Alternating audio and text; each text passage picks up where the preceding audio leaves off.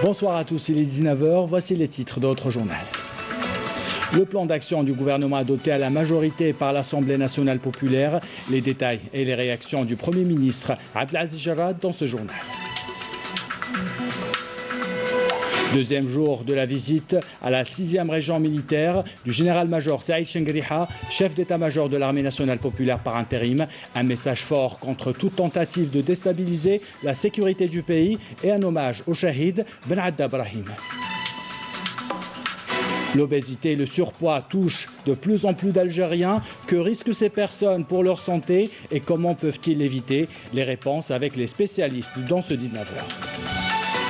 Nous visitons le magnifique lac d'Oubaïra à Taraf. Nous irons à la rencontre d'investisseurs dans une exploitation aquacole. Une histoire de passionnés qui travaillent dans un écosystème fragile. Voilà pour les titres, bienvenue à tous. Nous entamons ce journal par l'Assemblée nationale populaire qui a adopté à la majorité le plan d'action du gouvernement. Un plan pour construire une Algérie nouvelle avec ses ressources humaines et matérielles, tout en veillant sur la souveraineté du pays. Le Premier ministre Abdelaziz Jarrad est longuement revenu sur les grandes lignes de la politique de son gouvernement. Les détails avec Fela Abras. Le plan d'action du gouvernement adopté hier par l'Assemblée populaire nationale est un pacte pour une Algérie nouvelle qui sera au service de ses enfants, a affirmé le Premier ministre Abdelaziz Jarrad. C'est une vision globale pour notre pays. C'est un New Deal, c'est un pacte, comme je l'ai appelé un New Deal for a New Algeria, un New Deal pour une Algérie nouvelle. C'est-à-dire que nous avons posé les jalons et les fondements d'une nouvelle Algérie qui doit se reconstruire non plus sur les schémas du passé, mais avec une rationalité et une vision réelle, concrète, d'une Algérie réelle et non pas d'une Algérie virtuelle. Une Algérie au service de ses enfants et une Algérie pour l'avenir et de nos enfants et de nos petits-enfants.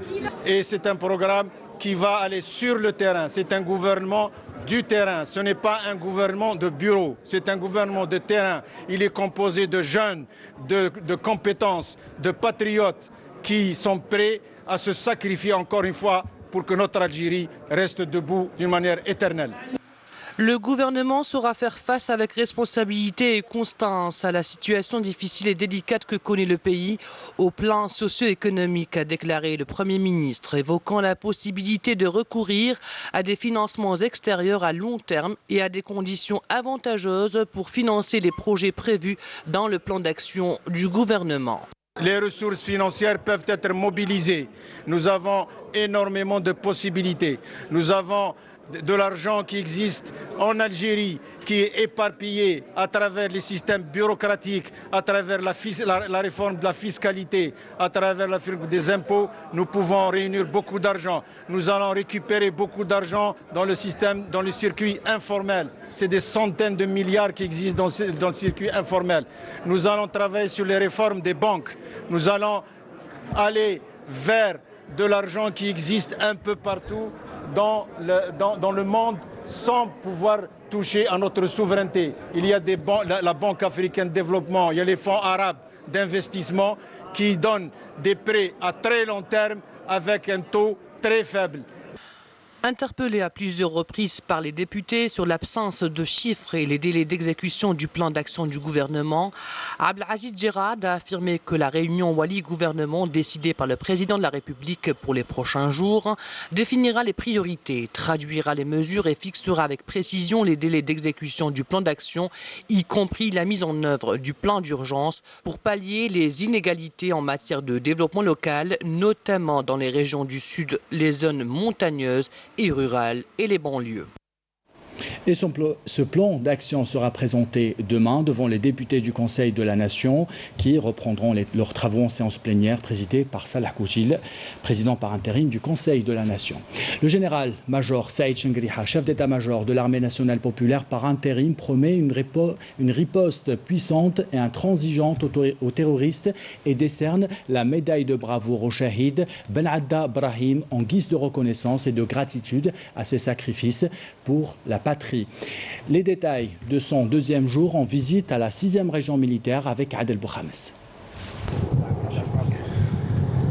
À l'entame, après la cérémonie d'accueil et en compagnie du général-major Mohamed Ajroud, commandant de la 6e région militaire. Le général-major a tenu une rencontre avec les personnels du détachement de Timiaouine où il a prononcé une allocution dans laquelle il a souligné l'importance de sa rencontre avec eux et de son total soutien, notamment suite au lâche attentat terroriste ayant ciblé ce détachement au début de cette semaine et qui a coûté la vie au Shahid Djoundi contractuel Ben Adda Brahim, qui a su avec bravoure et vigilance mettre en échec cette tentative désespérée et sauver ses camarades et son unité. À cette occasion, le général-major a réitéré ses condoléances à la famille et aux proches du Shahid.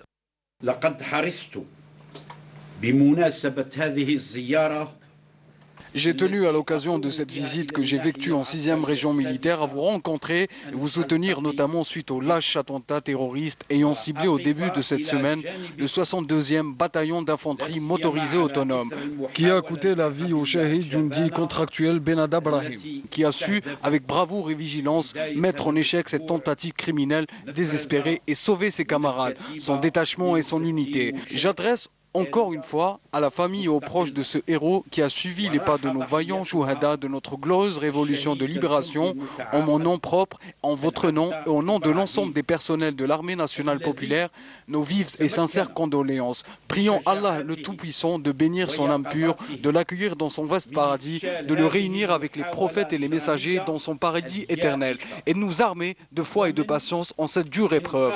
Je saisis également cette occasion pour vous transmettre tout le soutien et la compassion de Monsieur le Président de la République, chef suprême des Forces armées, ministre de la Défense nationale, en cette circonstance particulièrement déterminante. Oui, nous sommes fiers de cet acte héroïque de nos hommes et appelons l'ensemble à en prendre exemple, comme nous valorisons les résultats positifs que les unités de l'armée nationale populaire n'ont cessé de réaliser dans le domaine de la lutte antiterroriste et contre la criminalité organisée, ayant contribué à maîtriser totalement la situation sécuritaire dans notre pays.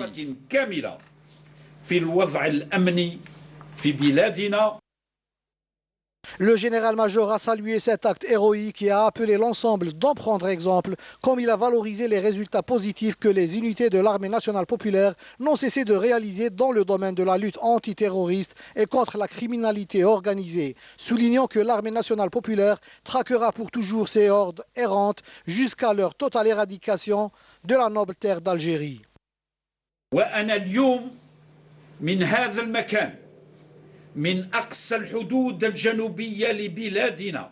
De là où je me tiens aujourd'hui, depuis l'extrême frontière sud de notre pays, précisément de Timiaouine, je dis à ces terroristes, à leurs acolytes, ainsi qu'à tous ceux qui les soutiennent, que leur tentative lâche et désespérée a été avortée, grâce au courage, à la bravoure et à la vigilance des éléments de nos forces armées, à l'exemple du vaillant Shahid Ben Adda Brahim. Sachez bien qu'au sein de l'armée nationale populaire, nous vous traquerons pour toujours, et notre riposte sera plus impitoyable, car nous sommes les maîtres de cette terre ô combien précieuse, et nous sommes les maîtres du terrain. Nous savons saisir le moment et l'endroit pour vous faire payer vos crimes abjects. Et notre riposte sera puissante et intransigeante avec la force des armes, avec le pouvoir de la loi, jusqu'à votre totale et définitive éradication de cette noble terre qui sera assainie de votre souillure et de vos crimes.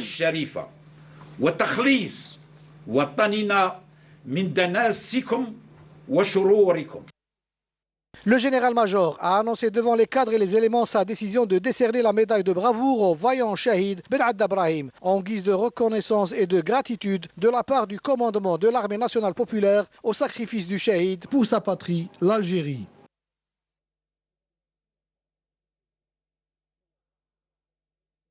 L'ancien ministre et diplomate Abdelaziz Al-Harbi était hier l'invité de l'émission En Vision. Plusieurs dossiers ont été abordés, l'actualité politique nationale, le rôle de la diplomatie algérienne ou encore la participation de l'Algérie au dernier sommet de l'Union africaine. Abdelaziz Al-Harbi est revenu sur l'importance de la création d'une agence algérienne de coopération internationale à vocation africaine, une agence destinée à consolider la coopération de l'Algérie avec les pays voisins, notamment ceux du Sahel. En voici un extrait de cette émission. Ces agences de coopération internationale ont existé, existent depuis la Deuxième Guerre mondiale, existent partout et ont donné d'excellents résultats en Allemagne, en Espagne, aux États-Unis, en France. Elles ont donné d'excellents... Quel est l'intérêt aujourd'hui de cette initiative, notamment pour les pays du Sahel? À mon sens, c'est extrêmement important parce que vous enlevez à l'administration. Vous ne pouvez rien faire avec l'administration et la bureaucratie.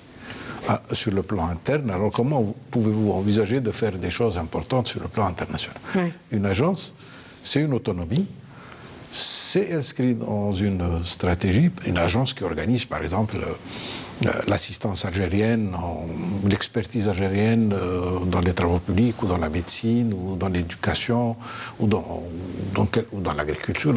C'est la présence palpable dont vous avez parlé. Bien sûr, c'est la présence d'étudiants ici, c'est la présence d'enseignants à l'étranger, c'est l'accompagnement de certains projets en Afrique subsaharienne au sud de l'Algérie. Cette agence existait. Elle est gelée depuis 1999 pour des raisons que j'ignore, mais c'est un outil extrêmement important dans la politique extérieure. Très bien.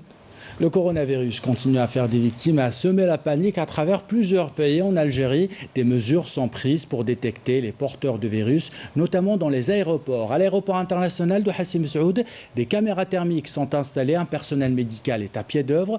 Les étrangers rencontrés apprécient ce degré élevé de contrôle. Commentaire Nakhla Al-Harbi. Le dispositif spécial de prévention contre le coronavirus activé au niveau des aéroports internationaux, toujours en vigueur. Ces mesures sanitaires prises par l'Algérie visent à contrer tout risque de contamination et éviter par là même la propagation du virus en Algérie. Notamment ici à Hassim Messoud, connu pour compter beaucoup d'expatriés. C'est bien que l'État algérien prend ses dispositions de contrôle, comme tous les États devraient faire dans ce moment. C'est rassurant pour vous et pour nous, c'est même une protection pour nous de savoir qu'il y a un contrôle strict sur les rentrées dans le pays. Ces mesures préventives vont éviter à l'Algérie d'être touchée par ce virus importé de Chine. Tout le monde avec son masque et ses gants. Donc c'est des mesures très impressionnantes pour un pays qui n'est pas encore touché, où on vient d'Europe, on n'est pas touché, donc très bien. La caméra thermique. Pour plus d'efficacité, le dispositif de contrôle sanitaire mis en place par le ministère de la Santé au niveau de plusieurs aéroports internationaux, dont celui de Hassim Messoud, englobe des caméras thermiques et des chambres d'isolement. Nous avons installé des caméras thermiques pour dépister les patients atteints et mis en place des mesures préventives comme le port du masque, conformément aux instructions du ministère de la Santé. Si le voyageur présente une température corporelle élevée, il est de suite examiné. Pour rappel, l'Algérie n'a jusque-là enregistré aucun cas de coronavirus. On vous parle dans ce 19h de l'obésité. Ce problème de santé du siècle, il toucherait selon les spécialistes 2 Algériens sur 10. Mais au-delà du surpoids, c'est la porte ouverte à une série de maladies, diabète, maladies cardiovasculaires. Le plus alarmant, ce sont les jeunes qui représenteraient la frange la plus touchée. Les réponses avec Yasmine Saïchi. Plus de la moitié de la population algérienne est en surpoids, dont 22% atteints d'obésité, un chiffre en nette augmentation et les facteurs de risque sont multiples. 30% des femmes sont obèses et 14% des hommes sont obèses. Et le problème majeur lorsqu'il y a une obésité, c'est le risque de survenue de plusieurs pathologies, entre autres, comme je l'ai dit tout à l'heure, donc les maladies cardiovasculaires, les maladies métaboliques et certains cancers. Une personne obèse a 3 fois plus de risque d'être diabétique. Pour les spécialistes, le dépistage est nécessaire. 14,4% de la population âgée entre 18 ans ou 69 ans est diabétique. Dans un tiers ne sait pas qu'elle est diabétique. Elle a été découverte par le dépistage. Une pathologie qui connaît une nette croissance chez les plus jeunes sujets. Le premier point, c'est l'augmentation de l'incidence. L'incidence, c'est le nombre de nouveaux cas pour 100 000 enfants de moins de 15 ans. Cette incidence est passée pratiquement de 4,5 à 5 pour 100 000 à un chiffre entre 27 et 30 pour 100 000. Donc vous voyez bien qu'elle a été multipliée par 5 ou 6 fois les dernières décennies. Ça, c'est le premier point. Donc, il y a de plus en plus d'enfants diabétiques. Le deuxième point, c'est une bascule vers les tranches d'âge les plus jeunes. C'est-à-dire que les moins de 5 ans sont de plus en plus touchés par cette maladie. Pour éviter cette maladie, il suffit simplement de changer certaines habitudes alimentaires. Les autorités peuvent participer en réduisant bien sûr le taux de sucre dans les boissons, en réduisant le taux bien sûr de graisse et de sel dans les boissons, en demandant à l'industrie agroalimentaire de respecter certaines règles. Cela dit, une alimentation saine et équilibrée, la pratique d'une activité physique régulière reste à la portée de tous. Et en voici une autre solution, consommer du poisson. L'anguille, par exemple, très riche en valeurs nutritives, c'est l'espèce phare de l'exploitation aquacole du lac Oubeira à Tarf. Notre reporter Saïda Mariouf nous invite à visiter ce magnifique lac et découvrir des investisseurs jeunes et passionnés. Reportage. Situé entre le lac Mellah et le lac Tonga dans la commune d'El Qala à Tarf, le lac Oubeira, classé sur la liste de la Convention Ramsar en 1982, est une étendue d'eau douce d'une profondeur maximale de 4 mètres. Il renferme une richesse faunistique et floristique très riche et diversifiée. Le lac Oubeira est le 3e plan d'eau douce faisant partie du complexe des zones humides du parc national d'El Qala. C'est un site d'accueil pour les oiseaux migrateurs, les oiseaux d'eau, comme les différents canards, le canard siffleur, le canard séché, les rismatures à tête blanche et aussi le canard colvert et aussi des flamants roses. Ainsi que la biodiversité floristique. Nous avons le châtaignier d'eau, c'est une espèce très rare. Afin de mieux rentabiliser ce plan d'eau, une exploitation aquacole a vu le jour au début de l'an 2018. Derrière ce projet, Shauki Ounsa, un jeune investisseur ayant mordu à l'hameçon, investir dans les produits halieutiques est une idée qu'il nourrissait depuis son jeune âge. Fils de pêcheur, je voyais toujours les pêcheurs italiens qui venaient s'approvisionner en poissons, notamment les anguilles dans la région d'El Qala. Je me suis lancé dans ce projet, j'ai bénéficié d'une concession pour 25 années. On a ensemencé le bassin par des alevins et le projet a grandi. La moyenne de production est de 13 tonnes de carpe par an et de 16 tonnes d'anguilles. L'exploitation selon le cahier des charges permet aux exploitants de procéder à l'élevage en enclos sur le plan d'eau, tout en séparant les espèces séparément et faire le grossissement dans les enclos. Le cahier de charges permet aussi aux concessionnaires de faire de l'aquaculture, de la production artificielle des espèces endémiques pour rentabiliser le plan d'eau et rentabiliser le lac Oubeira. Tout le processus de grossissement est suivi avec une extrême minutie par ces éleveurs qui veillent au grain.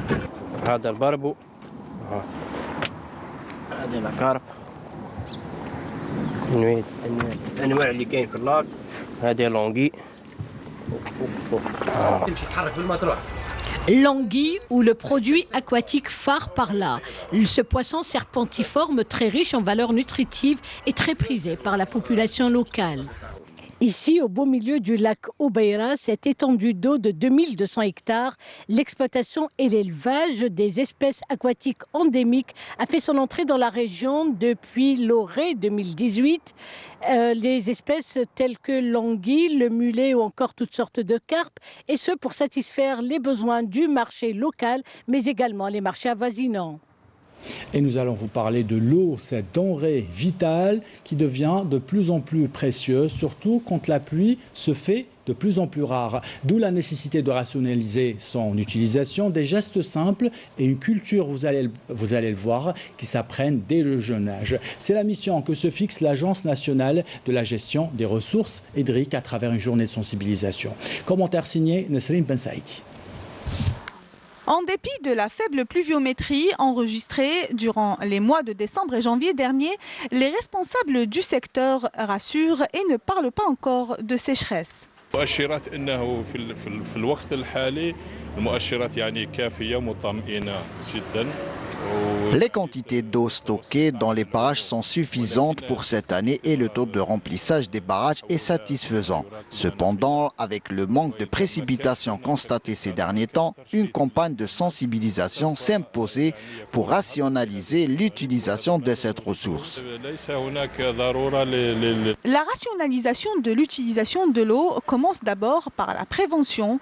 L'Agence nationale de gestion des ressources hydriques lance une campagne de sensibilisation à travers les différentes directions de l'environnement au profit des enfants. J'ai appris comment préserver l'eau. Par exemple, quand mon papa lave sa voiture, je lui demande de faire avec un seau et une éponge, non pas avec un tuyau. J'ai appris à ne pas gaspiller l'eau. Les fuites d'eau potable peuvent être à l'origine de pertes considérables. Pour parer à ce problème, la surveillance de la trajectoire de l'eau est obligatoire, depuis la source jusqu'à son arrivée dans les robinets. L'actualité internationale de ce vendredi est résumée par Amel Esseridi, à commencer par la situation en Syrie où les forces armées syriennes gagnent du terrain à Adlep. Regardez. Les forces armées syriennes ont réussi à libérer la localité d'Orum el-Kubra dans la province d'Alep. Elles ont ainsi progressé dans le dernier bastion terroriste dans le nord-ouest de la Syrie, avec la reprise d'une base militaire à 12 km à l'ouest de la grande ville d'Alep. Après des années d'absence, l'armée malienne est rentrée à Kidal. Son retour dans cette ville symbole est censé manifester le rétablissement de la souveraineté de l'État malien sur le territoire. Les unités rentrées dans Kidal comprennent d'anciens éléments des groupes politico-militaires intégrés dans l'armée malienne, conformément à l'accord de paix d'Alger de 2015. Le Sénat américain a adopté hier une résolution visant à limiter une action militaire de Donald Trump contre l'Iran. Un nouveau camouflet pour le président américain qui devrait user de son droit de veto. L'Organisation mondiale de la santé a assuré aujourd'hui ne pas avoir émis d'avis sur la tenue des JO 2020 à Tokyo au regard de l'épidémie de coronavirus appelée désormais Covid-19. L'OMS s'est dite prête à apporter toute l'assistance technique nécessaire aux organisateurs pour qu'ils prennent leurs propres décisions. Tout en affirmant qu'aucune menace ne pèse sur les JO de Tokyo, le Comité international olympique a admis qu'il devait mener un gros travail de communication pour informer face à l'épidémie de coronavirus. Une idée originale en cette journée du 14 février. Un jeune couple a décidé d'officialiser son engagement sous l'eau.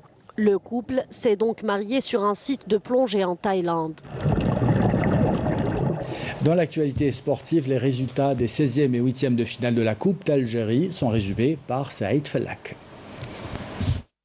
Des surprises, il y en a eu en Coupe d'Algérie avec le déroulement jeudi des matchs des 8e de finale ainsi que 2 rencontres en retard des 16e de finale.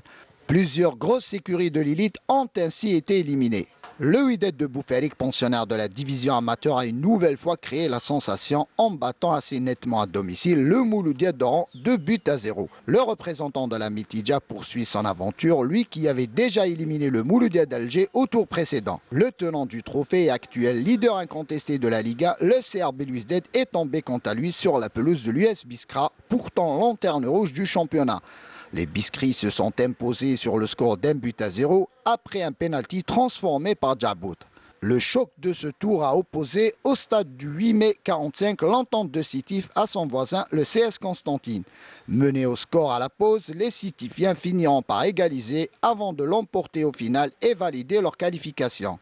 Réputé pour être intraitable à domicile, l'AS Ain Mlila a sombré néanmoins devant ses supporters en s'inclinant devant le Kaba Borj Bouarerij 1-3. Pas de surprise en revanche à Belabès où l'USMBA local s'est imposé 1-0 devant l'USM Annaba. Idem pour l'Amel Boussaïda qui est sorti victorieux de son duel face au RC Arba sur le même score. Enfin, et pour le compte des matchs en retard des 16e de finale, l'USM Alger continue de manger son pain noir, lui qui s'est fait éliminer par l'Azmo d'Oran, club de la Ligue 2, après une défaite 1-0 au stade Habib Bouakel. Une élimination qui a poussé l'entraîneur Bilal Zili à démissionner de son poste. De son côté, le Paradou AC n'a fait qu'une bouchée du Mouloudia Club d'El Bayed, l'emportant par 5-0. Le pensionnaire de l'interrégion n'a pu rééditer l'exploit de 2018 où il avait éliminé le même adversaire en 32e de finale.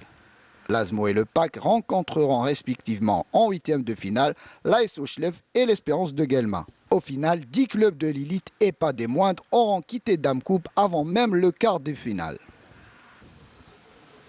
Et notez que dans les prochaines rencontres, le Wydad Boufalik affrontera l'US Biskra, l'US Abbas jouera contre le Abel Boussaada et enfin l'US Sétif disputera son match face au Cap Bosch-Boererige.